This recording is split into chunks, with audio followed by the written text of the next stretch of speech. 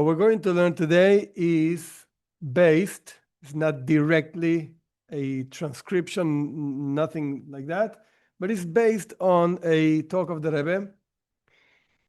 And the truth is, the Rebbe is not talking about Bnei Noach at all at that particular place, but I think the ideas can be useful in order to understand what actually it's a commandment in the Jewish world, so to speak. What does it mean? What's a mitzvah, a commandment? And we're going to compare the commandments, mitzvahs, whatever you want to call them, before the giving of the Torah to those after the giving of the Torah. And we're going to try to understand what's the position, so to speak, in Judaism of the commandments of the non-Jews, what they accomplish, what they don't accomplish, and so on.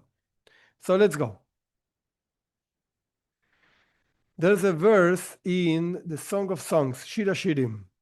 The verse says, for the fragrance of your ointments or oils, whatever is good, lereach shmanecha toivim, the smell, the fragrance of your oil is good, pure oil is your oil. That's the way, that's what it says over there. Lereach shmanecha toivim, shemen turach shemecha. It repeats a few times, oil, so whatever, I'm not being poetic and so on, just the words being translated. And our sages explain, here's the source, our sages explain on this verse that there are two types of commandments. Commandments that God gave the forefathers, and this interestingly includes Noach, as we're going to learn later, includes Noach and even before Noach and after Noach, so to speak, before Judaism actually starts. Because if we want to be really, really technical, Judaism starts in the giving of the Torah. All the characters, so to speak, including Moshe Rabbeinu, before the giving of the Torah, we can argue whether they were Jews or not, as we know them, so to speak, today. And most of the opinions say they were not Jews. They were some kind of intermediate place between non-Jews and Jews, and not necessarily Bnei Noach.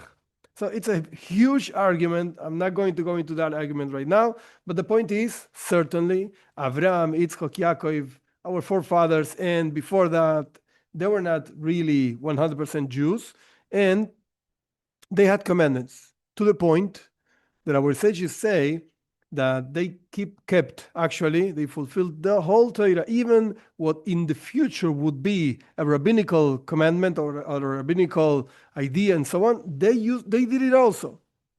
They knew about this and they did it also. However, their commandments were like smell. We'll try to understand this later. Bear with me. Their commandments were like smell. However, our commandments are like pure oil. Poured oil. So like the difference between smell and oil. This is what the verse is talking about. The verse actually continues. I'm not quoting the rest of the verse. Doesn't really matter right now. But the verse is talking about two stages, two moments in history about the commandments, how to look at the commandments. The commandments before the giving of the Torah, the forefathers, we call them in a general way. We put them all together, and our commandments after the giving of the Torah. Before the giving of the Torah, smell. After giving the Torah, pure oiled. What's the difference? In order to understand the difference, we have to know and understand, so to speak, conceptually, what means a fragrance. A fragrance, of course, is a nice smell, but there's much more to it than we actually know. Point number one, fragrance, good smell, is not the essence of a thing. Scientifically speaking, if I'm not mistaken, I could be mistaken, of course, but smell is actually very small particles of a thing being spread out in the air or whatever, and that generates the smell of that thing. So when those small particles enter the nose, so to speak, we have capacity to feel that and so on, so we smell it.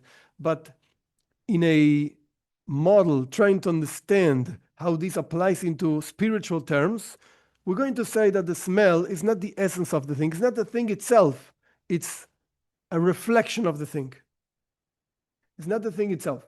Therefore, automatically, since it's not the thing itself, it's not something fixed. It's not something that stays there for a long time. If you have the thing, so the thing actually stays there and it's an existent object, so to speak. But the smell of the object, as soon as you move or as soon as some time passes, the smell just fades away.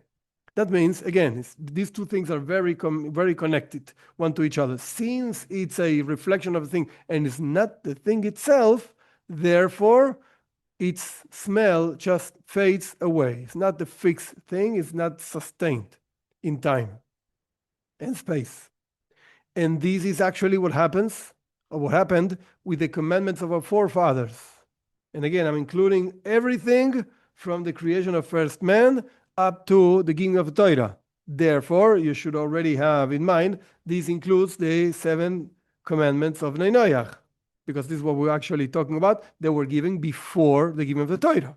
And we'll learn more details in a few minutes about this thing, this idea. So again, we're saying that the commandments of our forefathers were like smell, like fragrance.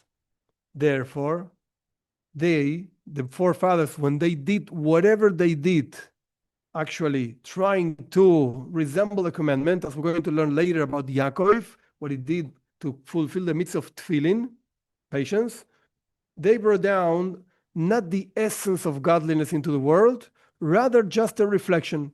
This is like the first subject over here. So it's not the essence of the thing. The commandments of our forefathers were not the essence of commandments, because actually they were not commanded to do so, whatever they did. And therefore they only brought down the reflection. And since it was not a fixed thing, it wasn't the thing itself, the essence of God, therefore it didn't remain over here. That means, again, I'm just going forward a little bit and you'll see later, but when Yaakov wanted to fulfill the mitzvah of tefillin, which is a black box we put in the head and black box we put in the arm and so on. I'm not going to go into the detail of what tefillin is. It's not the subject for today, but he didn't do it the way the Jews do it right now, nowadays, so to speak. Rather, he took some sticks, he carved some parts of the sticks, and he fulfilled, whatever that means, the mitzvah of tefillin with that, and afterwards he just threw away the sticks. The holiness, the kedusha, the holiness of the tefillin and of whatever godliness he brought down and reflection of godliness and so on, it didn't remain over here. It didn't permeate the whole world. Rather, it was just a spiritual effect in the higher worlds, and in the physical world there was no effect, so to speak. On, again, repeating, on the physical world itself, there was no kedusha, no sanctity, no holiness imbued in the world, and therefore he just threw out the sticks.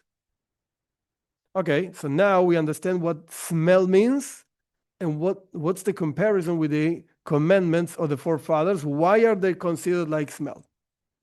Now, this has a very important implications on what means the giving of the Torah. What happened over there when God gave the Torah? Now, again, before giving of the Torah, our sages do say that there was a separation between the spiritual world and the lower worlds, to the point that if you look at the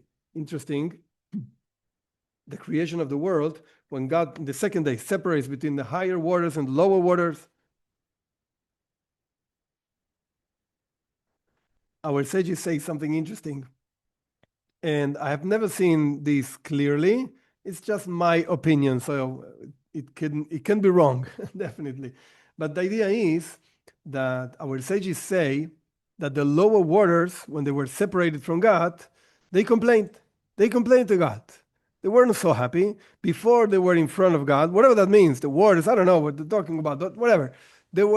Before they were in front of God, and now they were separated from God. Second day of creation, separation between the high waters and the lower waters. And our sages say in the Midrashim, in the Zohar, that the lower waters complain to God, we want to be in front of the king. That's what they said. We want to be in front of the king. Why did you let us away? And God answered to them, you will be in certain situations close to me, so to speak. They offered water in the festival, in the holiday of Sukkot, in the altar, so that way the lower waters, so to speak, got closer to God. and they put salt on the korbanos, on the offerings. But I would like to offer a different view on this idea. Hasidic thought says that every single Jew, and I repeat, a Jew has a very deep inner drive to connect to godliness, to God. Even if he doesn't understand what it is, even if he doesn't feel it so strongly, but it's there. It's always there. In Yiddish, we call it the pinteleid. There's a dot of Jew, so to speak, inside of each Jew, the soul and so on. The question is, do Bnei Noach have this? It doesn't appear anywhere at all that non-Jews have this thing. Why? Simple, very simple. Because the Alter Rebbe explains in Tanya, chapter 18, very interesting, tough, very interesting chapter, that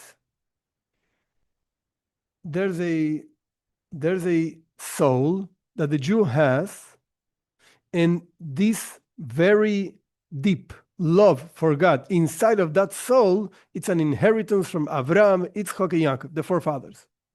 And since Jews actually come from there, either, so to speak, by blood, or they converted, whatever the story is, doesn't really matter.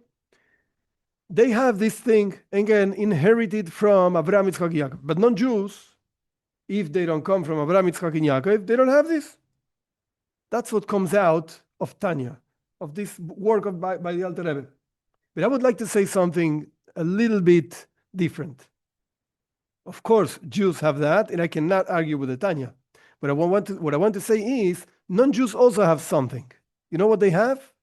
There's an inner drive in creation, in every single millimeter, every single point of creation, there's an inner drive to get connected to God. Every single normal, quote unquote, we're all kind of crazy, but whatever. And every single normal person wants, it's in a constant looking for godliness, looking for purpose, looking for something more. Just whatever. Life is just eating and sleeping and whatever. That's life. There has to be something more. So that sensation is in every single human being in the face of the earth. How do you know that? The lower waters. They complain to God, we want to be close. If water complains to God, the angel of water, whatever that means, it complains to God, I want to be in front of you. Of course, every single creature in the face of the earth also has this drive, this inner drive of getting to get connected to God, to go further from itself, to transcend, so to speak. So, okay, let's go back to before the giving of the Torah. Before the giving of the Torah, our sages say that there was a separation between the spiritual world and the lower world, this material world. And as I explained before, I'm not going to repeat it, the example of Yaakov and the sticks, he actually fulfilled the mitzvah, the commandment of tefillin, that's what the Zohar says, but in a spiritual sense. He used a material thing, sticks over here.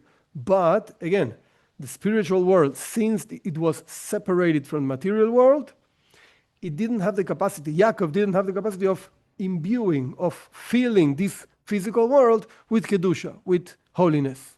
Rather, he just finished his mitzvah and he threw the sticks away. In the spiritual worlds, he did accomplish something very nice, but not in this physical world. And one more point, there's a mistake over here, conclusions should say.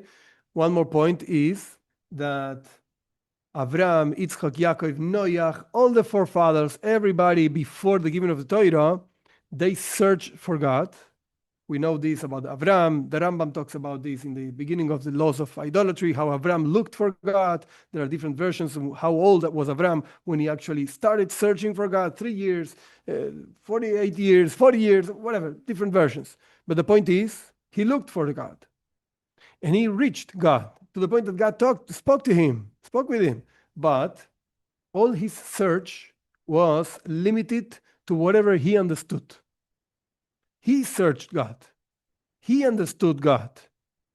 That's why, interestingly, if you look at the Torah, Avraham is born, so to speak, the Torah talks about the birth of Avraham by the end of Parshas Noach. But doesn't say anything else. What was his life? What did he do? Nothing. The next parsha, Lech Lecho. The Torah says, when Avram was 75 years old, God spoke to him, hey, you should leave your father's house and everything, whatever God said to him. What happened in his life 75 years? What do we know about Avram? In the Torah, in the written Torah, nothing. We don't know anything. There are many works of our sages and midrashim speak about very interesting stories. He broke the idols of his father, and he had discussions, arguments with Nimrod. Very interesting stories, but they're not recorded in the written Torah. We don't know anything about Avram from the moment he's born up to the moment he's 75 years old, that God appears to him and says, leave your land and leave the place where you were born, leave the house of your father, and so on. Why? Within those 75 years, and anybody can understand that 75 years is quite a life, so he did lots of things. Why doesn't the Torah say anything? And the answer is, the Hasidic answer is, anything Avram accomplished in his 75 years, which was amazing. He found God, and again, stories that our sages bring in the Midrashim, and when you look at it in a very deep way, Kabbalah, whatever, Hasidus, our sages say that Avram was Seichel Nela Mikol Rain. He had an amazing mind, incredible, lofty mind. Nobody can understand the greatness of the mind of Abraham. Still, compared to a commandment of God saying, go do this or go do that, for instance, leave your land and so on, anything Abraham accomplished was nothing. Zero compared to when God appears to you and tells you to do something. So we have to know that we might do many things and we might accomplish many things and so on. However, they're incomparable to when God talks to you and says, I want you to do this and that. So over here, I'm just going away a little bit from the talk over here. I'll be back in a second. But over here, the important message is, here the important point is not so much what I want from God, rather what God wants from me. So Avram wanted many things, and Avram, again, reached very lofty levels. However, you know what? The main thing over here is God telling Avram, everything that you accomplished, lech lecha, you have to leave it. Very nice, thank you, I love it, but leave it. Now I'm going to teach you a new path. Now I'm going to teach you what it means to be connected to me. Beyond all the things you understood. That's what it means over here, this line, they did it out of their own intellectual conclusions. That means, again, Abraham understood godliness, and Abraham, Yitzchak, everything is fine, but is not comparable at all to when God talks to you and gives you a mitzvah. That was before the giving of the Torah. There was, again, main thing is separation, a decree where the higher worlds did not connect to the lower worlds. What's the giving of the Torah? In the giving of the Torah, God nullified this decree of no connection between the spiritual world and the material world, to the point that our sages say, and you can look at it in Pashas Israel, in the Torah, God tells Moshe Rabbeinu, you come up to Mount Sinai, and I'll go down in Mount Sinai. That means there's going to be a joining point, so to speak, where they will encounter, and God started this. He is the first one that came down in Mount Sinai and so on, before Moshe Rabbeinu went up. That means that in the giving of the Torah, there was a very important process happening beyond the idea of God talking, the Ten Commandments. Very nice. There was something more. The essence of God was getting in touch with this material world, and not so much with the spiritual worlds. The angels are very nice, but you know what? God doesn't want the angels to serve him. That's obvious. Angels are called like animals. Chaya is a kodesh, holy animals. Why? What's the problem with the angels? Because just like animals, they act on instinct. They act by natural desires and natural drives and so on. A dog is a dog and a cat is a cat, and it's not going to change. That's it. That's what they do. No matter how much you train them, they're a dog and a cat. That's it. The same thing happens with the angels. The angels, they just do whatever God, so to speak, injected in them, their nature, they do what they do. The dog and a cat have a specific nature. The angels have specific natures. They don't have free choice. By the way, that's why it doesn't make any sense at all, and it's considered idolatry to a certain point, to pray to the angels. What are you praying to? He's not going to give you anything more or less than what God decided. So why pray to the angels? Why ask anything from an angel? Doesn't make any sense at all. Now, let's see, close parentheses over here with the praying, and let's go back to what happened in Matan Torah. God himself, the essence of godliness, connected to this material world. Again, the angels are very nice, spiritual worlds are very nice, but they don't choose anything. They don't have free will. God wants us, human beings down in this earth, with the choice, with the possibility, potential, so to speak, to do wrong, to act wrong, against his will, and still we choose to act right. Still we choose to connect to him. That's what he wants. That's the pleasure God has in this creation. Okay. And this we can see, of course, you should have in mind, I didn't say it, but I thought it was so obvious. You should have in mind the fragrance and the oil. Fragrance and the oil, yeah. The mitzvahs of the commandments of the forefathers, like the fragrance. This means before the giving of the Torah, there was a disconnection from the spiritual world and the material world, like fragrance. Whatever the forefathers did, it didn't remain down here, and they just brought down a very reflection, that's what it's called in Hasidic thought, a reflection of godliness. But we are directly connected to the essence of godliness, the oil, so to speak, the thing itself, not the fragrance of the thing itself. And that's why when we do a commandment, it has the power of changing this world. Literally.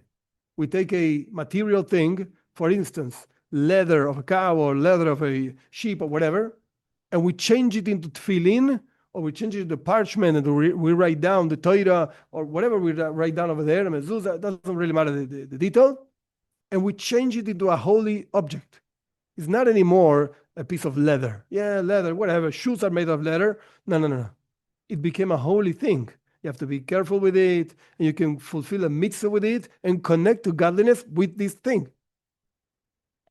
That's what actually happened in Matan Torah and in the giving of the Torah. In a very simple and powerful way of feeling this and living this every day. And if things go right more than once a day, when you go to the bathroom, I'm sorry, when you go to the bathroom, there's a blessing to say, to recite. Of course, I did not copy the whole blessing over here. It's cut. That's why the 3 dots and so on. There are many places where you can find this blessing. It's a very interesting blessing. When you say this blessing, it finishes, the blessing ends saying that God works wonders. What does that mean? Yeah, well, I know, miracles, whatever. Who's going to do miracles? God is the only one. I don't make miracles. I'm a human being. However, there's a much deeper explanation, and this explanation is found in the Shulchan Aruch, in the Code of Jewish Law. The source is over here if you want to look it up. The wonders that God does with our body is that he joins spirituality and materiality. Every single time. I know this might sound strange, but think about it. Every single time that you finished going to the bathroom, whatever you did, you cleaned yourself and so on, and you're ready now to continue with life, when you acknowledge that what just happened, it's a wonder of God, and if anything would have been wrong, God forbid, you wouldn't be able to go to the bathroom and so on, etc. Every time you actually think about it, contemplate, yeah, this is a wonder of godliness. Why should I have a soul? Why should I be alive? What does it mean to be alive? I have a soul inside of me. There's a dead body and a living body. What's the difference? They have the same kinds of limbs and organs and so on. But one is dead, one is alive. What's the difference? One has a soul and one doesn't have a soul. Whatever that soul means, we're not going to discuss now what the soul is. That's not the point over here. But it has a soul. It's alive. And the fact that it is alive is a wonder of godliness. Because again, the body is the same body of a dead person, of a live person. So the difference is the soul. Every time we think about this, we can thank God that we're actually alive, literally, to the point that our sages say on the last psalm, 150, Kol haneshama tehalel yud-ke. Every soul has to, every living creature that has a soul has to praise God. That's the way it Psalms finishes. And it's a very interesting midrash, a very interesting writing of our sages on that psalm. And it says like this: with every breath, you have to thank God. You have to praise God. Every single breath a person breathes, you have to thank God. That means, why choose the example of breath? Because it's like a natural thing. We don't even think about it.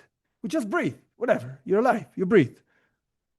If you start thinking every breath you take, it sounds like a song, whatever, of a music. When you think about it, every single breath, again, you take, whatever, that means you're alive. It's not a given. It's not obvious. How many people are not alive? And how many people breathe and still don't understand what they're doing? They just breathe. Dogs and cats also breathe. But you're not a dog and a cat. You're something else. You have a soul. You're a special person. You're an emissary of God. And you're breathing. You're alive. That means God is giving you constantly an opportunity. Literally. Okay, so that's what happened after the giving of the Torah. Having this in mind, let's go a little bit to analyze the implication of this for non-Jews. Over here, I usually don't read the text I write over here, but this one I'm not going to read it. It's just a translation of the Rambam. Over here is the source, the original one. The Rambam writes other things also within this same law. I just cut it up a little bit to make it easier to understand, and that's all. But you can look at the source. That's why I put the sources. Anyone, he's talking about non-Jews. Anyone who accepts upon himself, herself, is the same thing. The fulfillment of these 7 mitzvahs that he describes, I'm not going to do that, and is precise in their observance, is considered one of the pious among the Gentiles, pious among the nations, and will merit a share in the world to come. Okay, very nice, good. What is that share? How does it work? Nobody knows, but it's quoted in many places, even in the Zohar also. Okay. Now, the Rambam continues. He doesn't finish. He says like this: this applies only, the stress is mine, only when he accepts them, these 7 commandments, and fulfills them, because the Holy One, blessed be He, commanded them in the Torah. Okay, they're part of the Torah, so it's already connected to the giving of the Torah, and informed us through Moshe Rabbeinu. He told us through him, our teacher, that Noach's descendants had been commanded to fulfill them previously. Pay attention what the Rambam is saying. The stress is mine. It's not in the original Rambam. What is he saying? Before the giving of the Torah, there were commandments, much more than 7, certainly. Many things, many different things that the non-Jews, some of them they accepted upon themselves. Some of them, they were like rational things that they used to do. Some of them they learned out of their minds because they were righteous people. Like we said before, Abraham used to keep the whole Torah, and God didn't tell him, do this or do that. He just, somehow he found out that's what God will want later for his children, whatever. So they had something before. And if you look in the Talmud, I'm not going to bring it and I'm not going to expand on this, but our sages do use certain verses in the Torah, right in the beginning when God is talking to the first man. Our sages do use that verse to say, look, there are 7 commandments that God told him. And the Rambam himself, he says, if you look at the Torah, it's going to, even though it's a tradition, and this word is so important, the 7 universal, or whatever you want to call them, commandments are not written in the written Torah. No, they're not. I'm sorry. I shouldn't say this, but whatever. This is the way it is. They're not written over there. So how do you know that? Because it's a tradition. Our sages received a tradition that this is what God told the first man, and then Noach, and so on. It's a tradition. The Talmud brings verses that I'm talking about. And our sages explain that this part of the verse means this commandment. This part of the verse means that commandment, and so on. That verse is not the source of the commandments. No. It's just a way of remembering. Mnemotechnic is called, like, in order to remember that there are 7 commandments, remember this verse that you already know. Oh, yeah, I remember the verse. Okay, each part of the verse corresponds to one commandment. So you can remember them easily. However, again, the verses that appeared in the Talmud are not the source of the 7 commandments. They're just ways of remembering them. What is the source of the 7 commandments? Tradition, Jewish tradition. It's called Torah Shebal Peh, the oral Torah, not the written Torah, the oral Torah. But having said all of that, let's go back.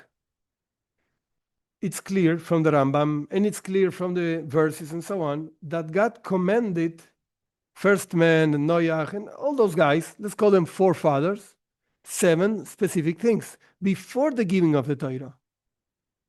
However, you should not fulfill those commandments because God commanded them to them before the giving of the Torah, to the forefathers before the giving of the Torah. No way. No. Why? Because if you just base yourself on the commandments they kept, the forefathers before the giving of Torah kept, so you have a problem. Let's go back a little bit. You're just in the world of fragrance. You're not connected to the essence of God. No. You just, in the best of the cases, if you're really a righteous person, have some effect in the spiritual worlds, whatever that means, but no effect down here. It's just fragrance. Before the giving of the Torah, everything that they did, it was just fragrance. It's not the real thing. So let's go back. That's why, maybe, I didn't see this written directly like that, but that's why the Rambam says clearly that you have to keep the commandments, the 7 commandments, because God said in the giving of the Torah. Not because God gave them to Noach, or God gave them to Avram, or whatever, Mesushelach, the grandfather of Noach, or Shem, Aver, the son of Noach, the grandson of Noach.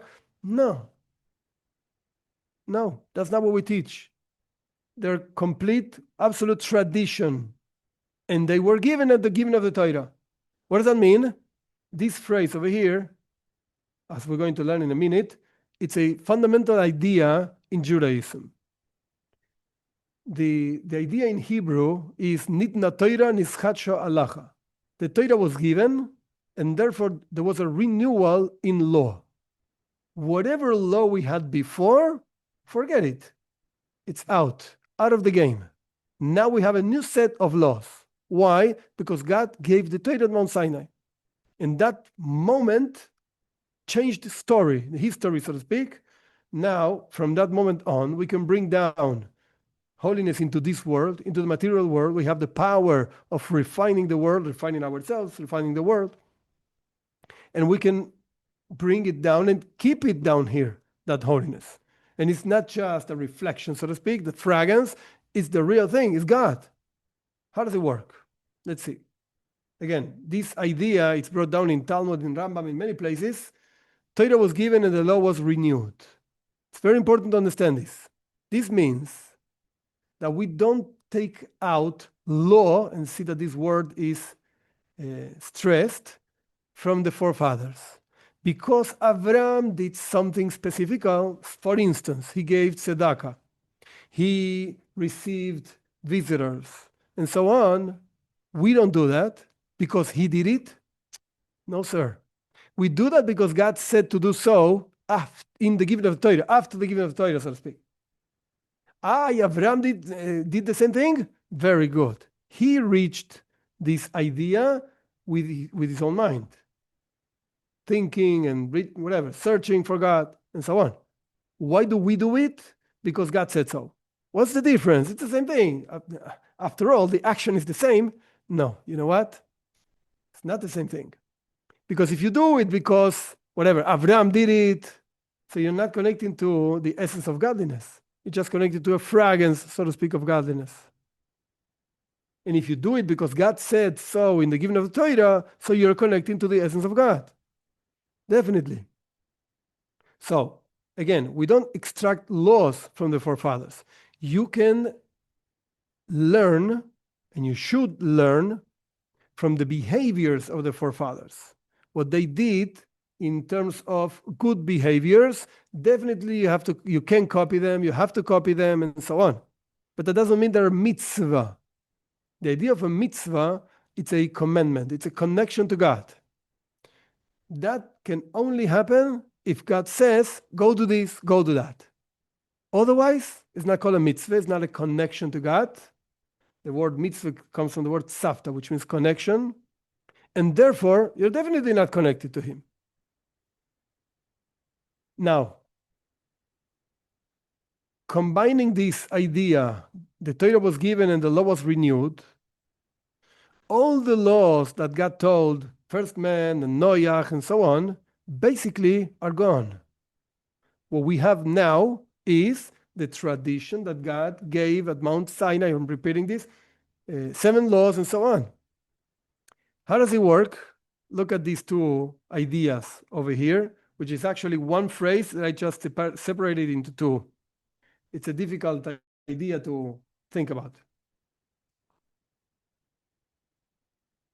Any commandment that was given to Bnei Noach, to non-Jews, that means before the giving of the Torah, and it was repeated to the Jewish people after the giving of the Torah, it means it's a commandment that applies to both Jews and non-Jews. But any commandment that was given before and it was not repeated in the giving of the Torah, and there's actually only one, it was taken from the Bnei Noach and given to the Jewish people.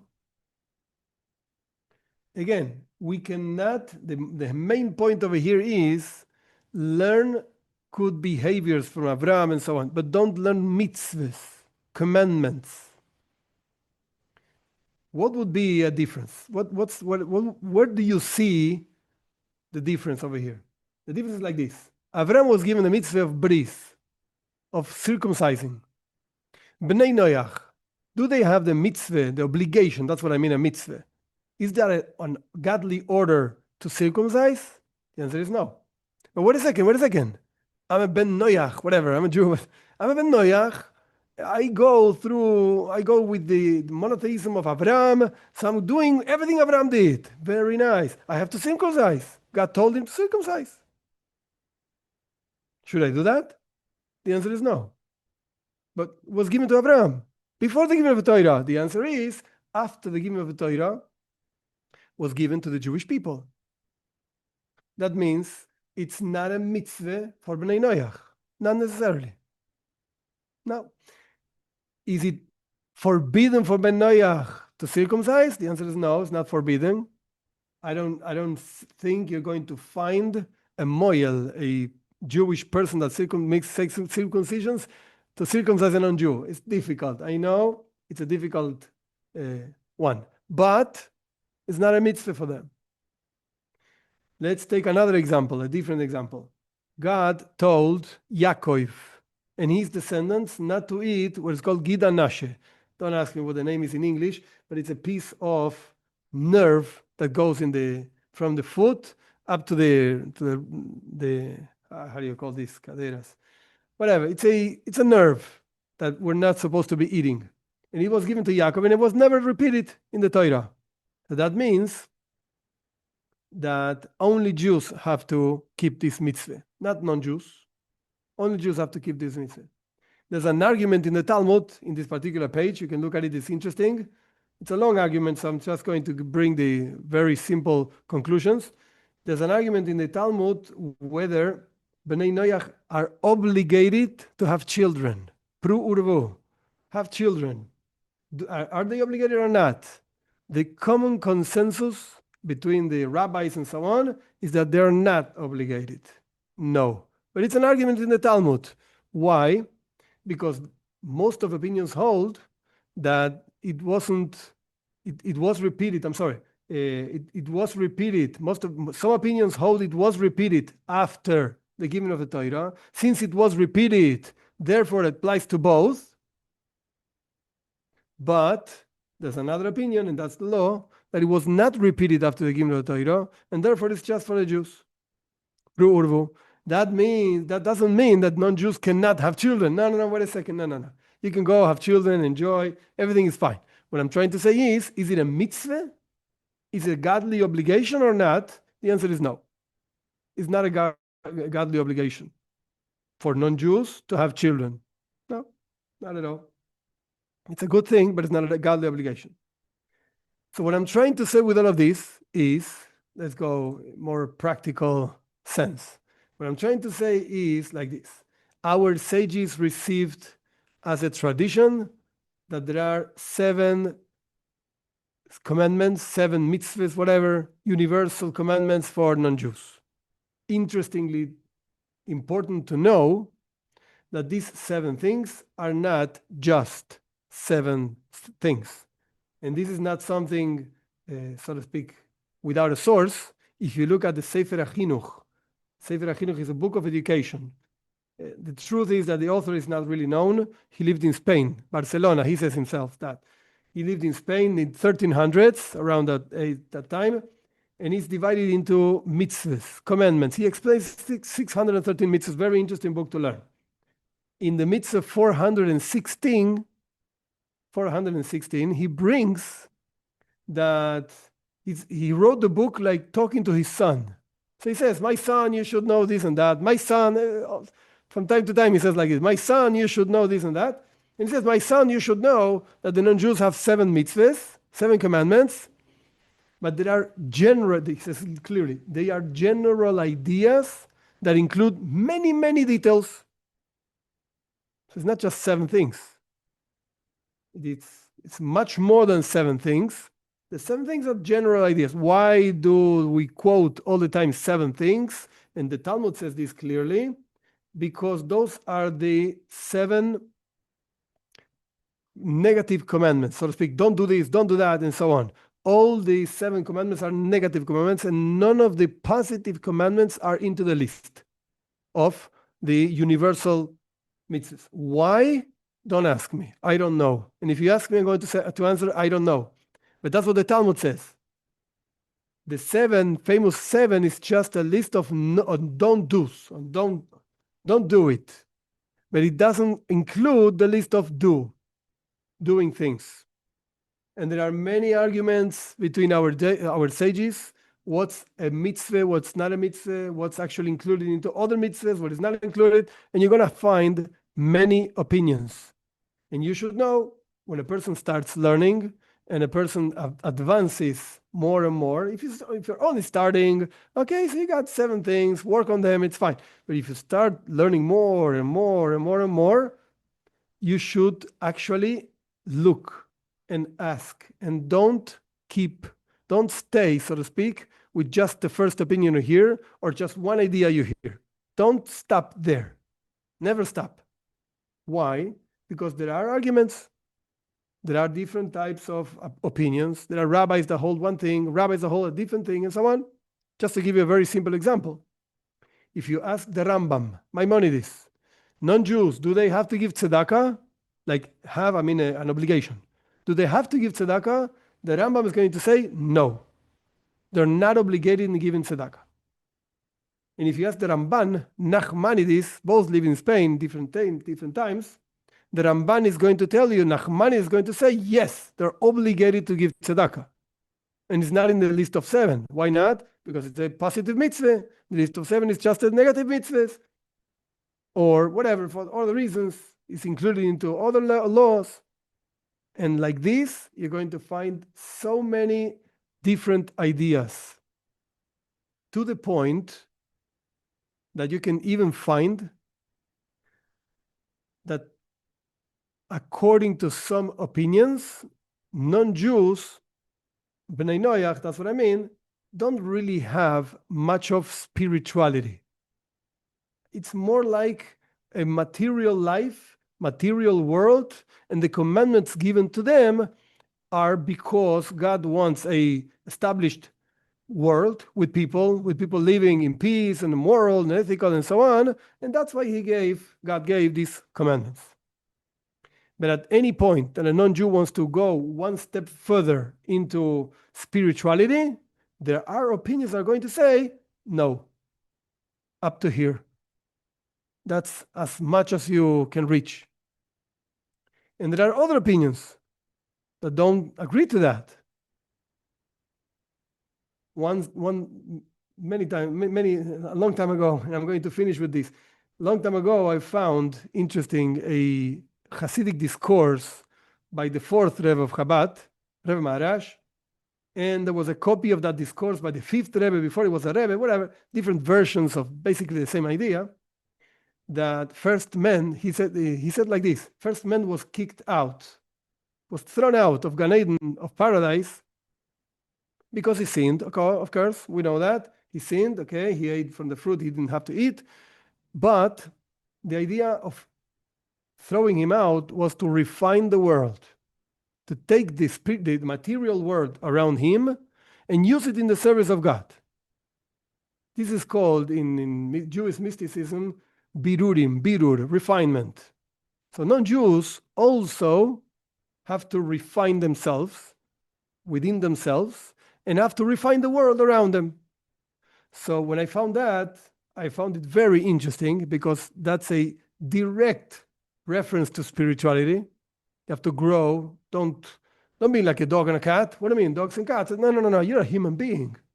You're not a better dog and a better cat. We in Judaism don't believe in evolution at all. So you're a human being. And God is expecting you to become a better human being, the best version of yourself. So when I found that, which is, again, a direct reference to that, to improvement and self-development and so on, besides the idea of bringing godliness to the world, I sent this to a person that I know also works a lot with non-Jewish things. And this person took some time to answer me. And he, after some time, he answered like this, without quoting names, it doesn't really matter. But he answered like this: I consulted with Rabbi so-and-so, which is a genius, whatever, in Torah. I consulted with Rabbi so-and-so, and it's not relevant at all to share these with non-Jews. That's what he said. Not relevant at all to share this. When I received that, I didn't even answer. Whatever, do your life and I'll do mine. But when I received that, I really realized what's going on over here. The argument is between him, so to speak, and me, which is not a real argument, but the argument is up to which degree goes the spirituality of non-Jews. Like the message of Judaism to non-Jews. Okay, the 7 laws, and okay, ramifications. Very nice, very good. Up to which point are they connected to God because they do this? Up to which point doing these mitzvahs, these things, and so on, it's a spiritual development, besides the idea of the Gan Eden, the paradise that we already learned from the Rambam that they have some world to come, whatever that means. Okay, they have it. But is there more than that? Like, world to come is very nice. I also want world to come. Whatever. I don't think I'm going to have much, but whatever. Yeah, everybody knows himself. But world to come, very nice. Is there anything for me now? Don't give me the world to come. Give me life now. I want God now, not in the world to come. And this is something that Rabbi used to say when he was in a